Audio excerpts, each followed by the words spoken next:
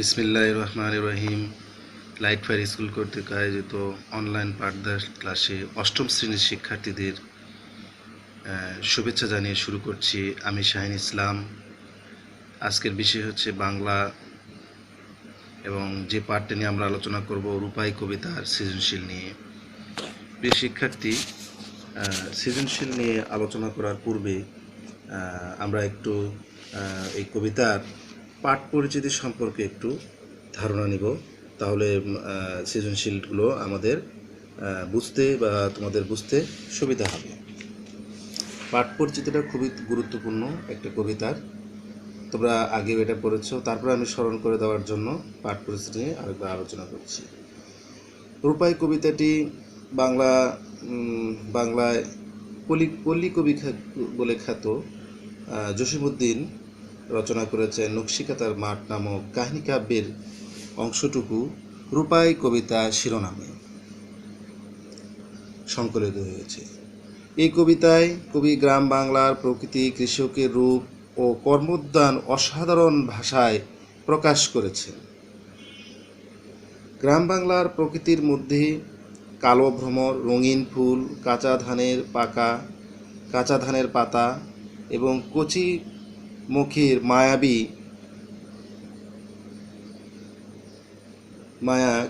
কৃষককে প্রায় দেখতে পাওয়া যায়। কৃষকের বাহু দুইখানি লাউয়ের কচি ডোগার মতো বলে মনে হয়। রোদে পুড়ে কৃষকের শরীর রং কালো হয়ে যায়। এই কালো কালি দিয়েই পৃথিবীর সমস্ত কিতাব বা গ্রন্থ লেখা হয়ে থাকে। অর্থাৎ কবির মতে কৃষকের শ্রমেই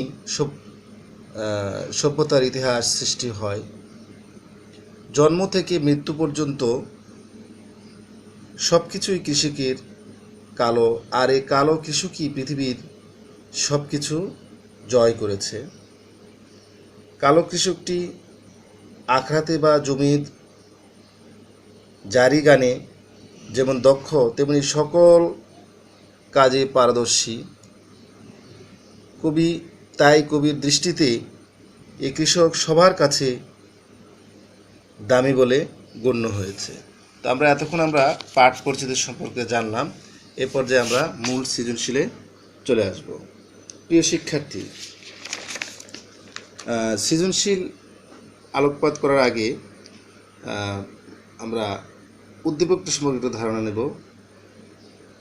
পল্লী গ্রামের পিতৃহীন এক দুরন্ত বালক সমীর শেখ ফসল বোনার ওস্তাদিতে 10 গ্রামে তার সুনাম আছে।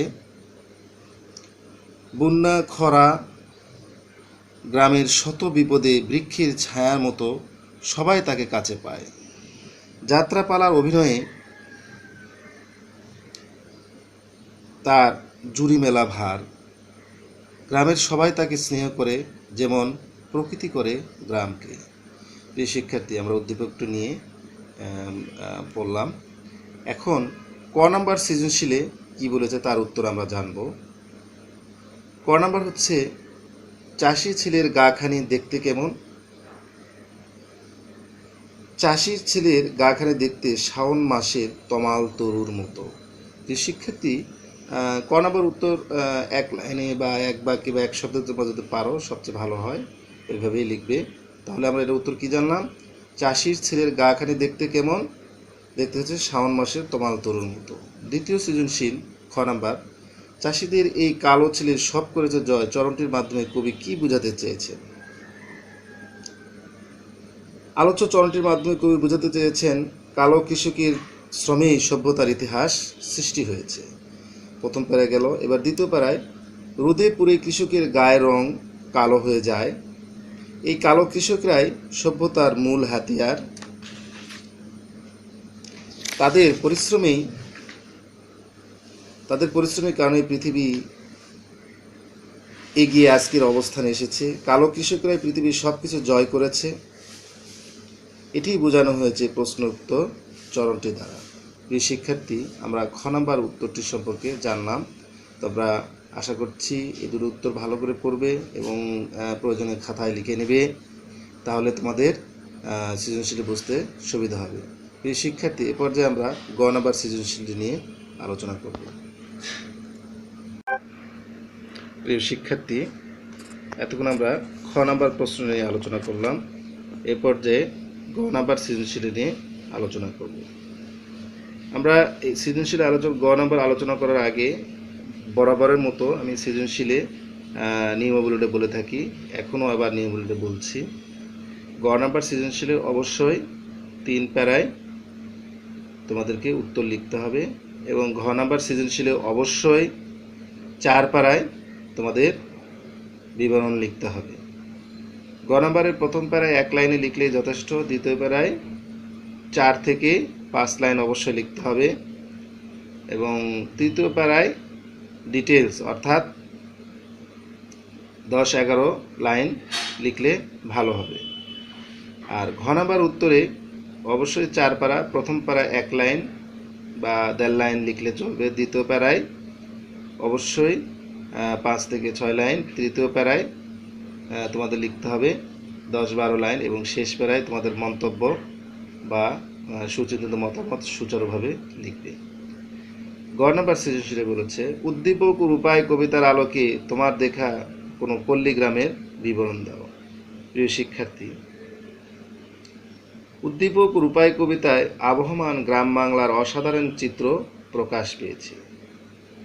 পল্লী কবি জসিমউদ্দিন রচিত রূপাই কবিতায় গ্রাম বাংলার প্রকৃতির কথা তুলে ধরা হয়েছে।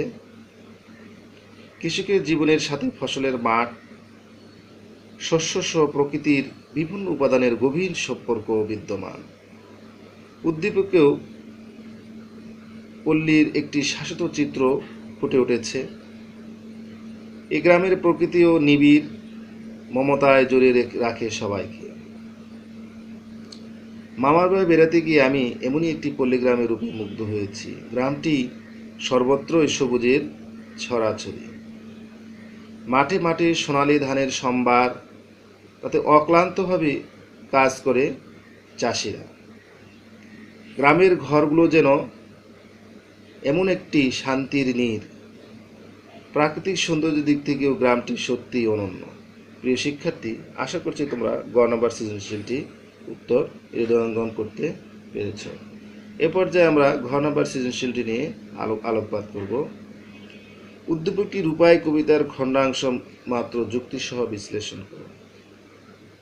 উদ্দীপকে রূপাই কবিতার সামগ্রিক ভাগ প্রকাশ পায়নি, জ্ঞানমূলকটা হয়ে গেল।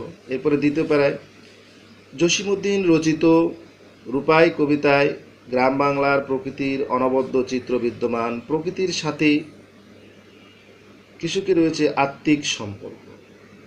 কালো এই কৃষকের সভ্যতার অগ্রনায়ক, তাদের এক প্রতিনিধি হচ্ছে রূপাই। নিজের গুণে সে সবার কাছে অমূল্য হিসেবে প্রতীয়মান হয়েছে। উদ্দীপকে বাংলার একটি পল্লীগ্রামের পরিচয় প্রকাশ পেয়েছে। প্রকৃতির নিবিড় স্নেহী গ্রামটি স্নাত।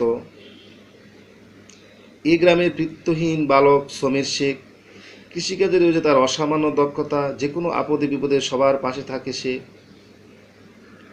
যাত্রাপালার অভিনয়েও তার জুড়ি নেই। রূপাই কবিতার সাথে এই দিকগুলো মিললেও এর বাইরেও কবিতায় আরও কিছু প্রসঙ্গ বিদ্যমান। রূপাই কবিতায় গ্রাম বাংলার প্রাকৃতিক সৌন্দর্যের পাশাপাশি কৃষকের রূপ ও কর্মোদ্যোগের কথা বলা হয়েছে। রূপাই এখানে উপস্থাপিত হয়েছে কৃষকদের একজন প্রতিনিধি হিসাবে। নিজের কর্মনিপুণতা ও প্রতিভার কারণে সবার কাছে সে আদৃত হয়েছে। উদ্দীপকে বর্ণিত সমীর শেখের মাঝে এই দিকটি লক্ষ্য করা যায়। কিন্তু রূপাই কবিতায় সমগ্র ভাব কৃষক জাতির জয়গান গাওয়ার যে প্রসঙ্গ উপস্থাপিত হয়েছে তা উদ্দীপকে অনুপস্থিত। তাই বলা যায় আলোচ্য মন্তব্যটি যৌক্তিক। প্রিয় শিক্ষার্থী, এতক্ষণ আমি রূপাই কবিতার সৃজনশীল নিয়ে আলোচনা করলাম। আশা করি তোমরা বুঝতে পেরেছ এবং শুধু বুঝলেই হবে না, এটি ভালো করে পড়তে হবে। প্রিয় শিক্ষার্থী, এই সৃজনশীলটি পরীক্ষার জন্যও খুব গুরুত্বপূর্ণ। আশা করছি তোমরা ভালোভাবে বুঝতে পারবে। সৃজনশীল বোঝার জন্য উদ্দীপক এবং যে কোনো কবিতার বা রচনার পাঠ পরিচিতি বোঝাটা খুবই গুরুত্বপূর্ণ। প্রিয় শিক্ষার্থী, আজকে আর নয়, একেবারে শেষ পর্যায়ে চলে আসছি। তোমাদের সর্বাঙ্গীন সুস্থতা কামনা করে এখানে শেষ করছি। আল্লাহ হাফেজ।